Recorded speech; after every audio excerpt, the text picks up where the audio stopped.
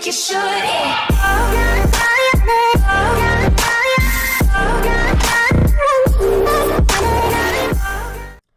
Hey guys, welcome back to World of Warplanes. In this episode, I'm going to talk about the heavy fighter. So, the main difference between the heavy fighter, the multi-role, and regular fighters is that the heavy fighters have a little bit more health than the regular fighters in multi-role. They still have a decent armament like the multi-role, and they have, I think, better altitude performance. Let's see. So if we compare, highest I have is tier 5. So if we compare the altitude performance of the BF110E, so which is 207, to let's say a tier 7 multi-role, yeah, a lot better altitude performance, and that's because the heavy fighters are better for intercepting bombers. Another thing they're good for is taking on enemies head on in one swipe, basically, like I said in the previous video with the Focke-Wulf 190A1. Multi-role fighters can't maneuver like regular fighters, so it's good to catch fighters either on the side or head on, because usually the multi-role have a little bit heavier armament. Now, another good thing is these are good for, since they usually come with bombs and a pretty decent frontal gun. Pretty decent frontal guns is they are able to take out AA guns. So whenever you go to capture an objective, usually the first thing you're going to want to do is drop some bombs on the anti-aircraft and then go after the larger aircraft. After that, if you do capture the sector, intercept any enemy bombers. So let's go and jump into a match.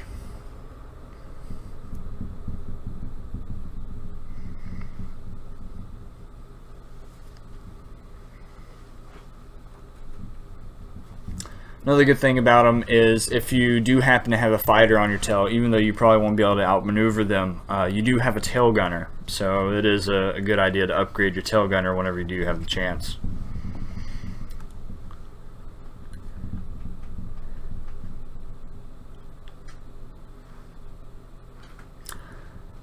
Another thing, since most of these heavy fighters have dual engines, or dual props and everything, if one of them get disabled, you don't notice as much of a difference with power as you do with a fighter. If its engine goes out, it just completely stalls.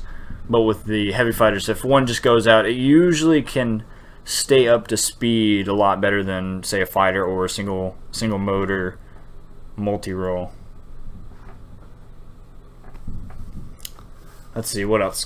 Just like the multi-role, the heavy fighters have a longer boost time than, say, like a fighter. Usually fighters are around 7-10-ish seconds, whereas like the heavy fighter, I think this one has upwards of 20, somewhere in there. So it's in between like a multi-role and a bomber. Bombers have the longest. I think the tier 5 bomber I have has like 30-40 seconds. So with this, there's 2 forward airstrips and a mining plant. I'm probably going to go to one of these forward airstrips, take out some of the anti-air, focus on the air targets, and then go after any bombers I see, and then move on to the mining plant. So I'm going to go to this airstrip to the right.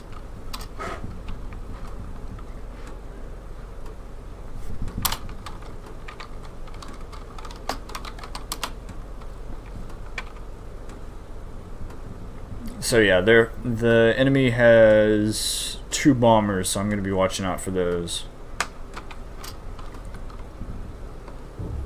Since I do have better altitude performance than the multi-role and fighters, it's my job to intercept those.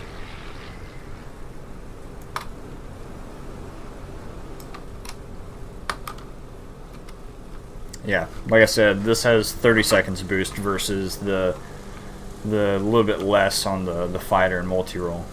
But the multi-role does have a decent bit of boost. So I'm going to see that this anti-air gun's right here. I'm going to try to take it out.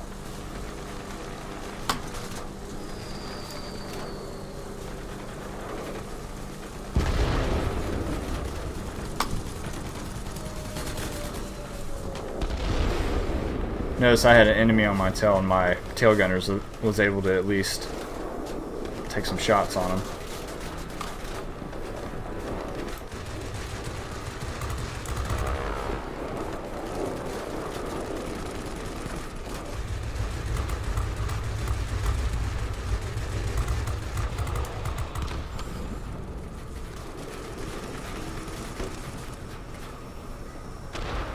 I may die because I'm not going to be able to outrun this light aircraft, this fighter. Yep.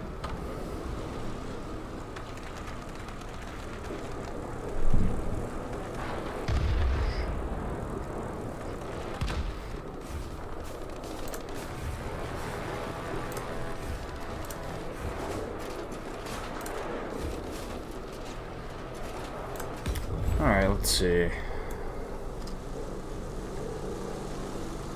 I'm going to go back to this airstrip over here. See if I can't take this fighter on a single pass by. Looks like he's moving over here. I'm going to go after him and dive down on him.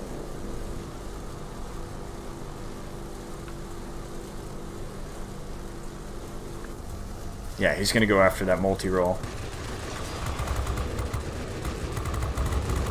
Oh, close. I'm going to try to get him in a single pass, but...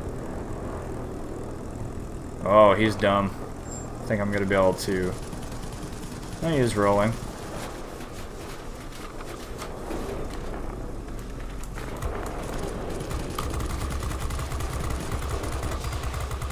Come on.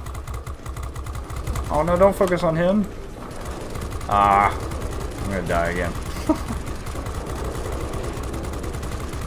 Yeah.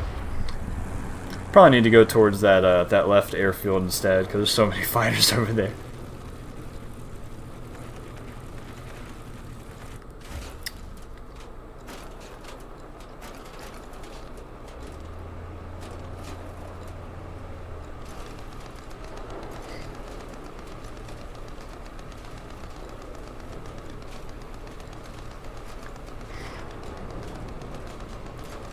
A lot of these bombers usually hang above 7,500 feet-ish, and usually higher. Just the regular fighters just can't reach that without stalling most of the time. So looks like there's a lot of people on the mining plant, so I'm gonna go after them there.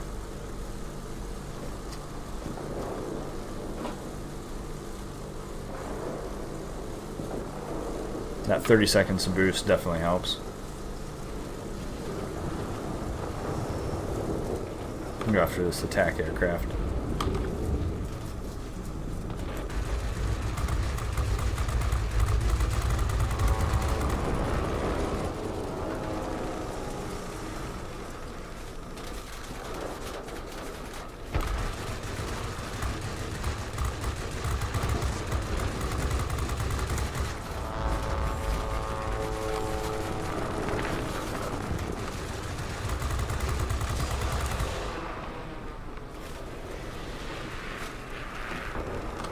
One more sweep and I should be able to get that OBSH. Oh, got him.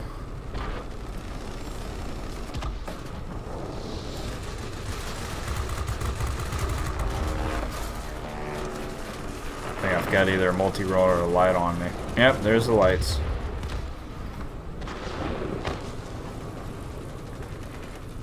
The team is not doing so well. Let's see.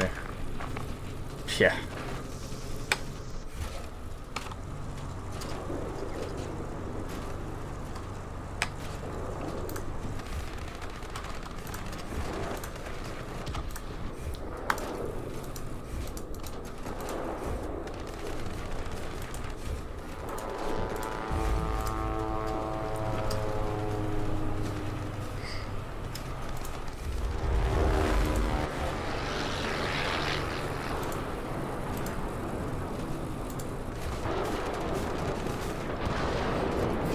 Actually, let's see. I'm gonna try to go. So we are defending the right airstrip. I'm gonna go try to go into the left one now.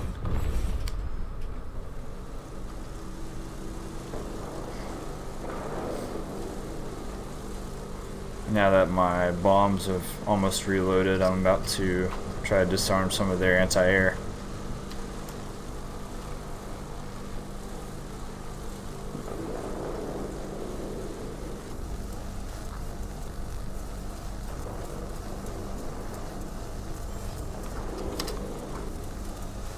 Yep, this one's still up, so I'm going to go and take this one out.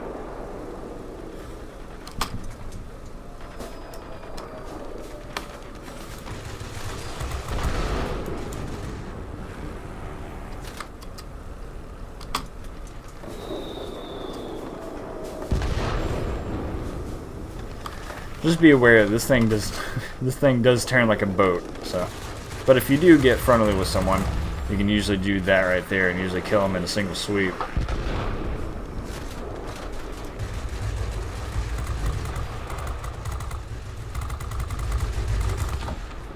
Hey, I got a grade 5. I've done a lot better, but that's not bad for this match. And guess who's about to die again? Oh man. Oh no. That's cool. So basically, yeah, focus on go ahead and dropping your bombs or rockets or whatever you have on anti-air first, then go after aircraft, and then go after bombers if you can. That's the main thing you need to focus with heavy fighters. Other than that, that's pretty much it. I mean, they are flexible. You can, if you know you can catch a fighter off guard, then by all means go after it. But for the most part, focus on those big three: the anti-air, the defense aircraft, and then bombers, because you're going to be a lot better at intercepting those bombers than, say, like a BF-109 for that tier or a Focke-Wulf 190. So just remember that. Alright guys, that's pretty much it for this video.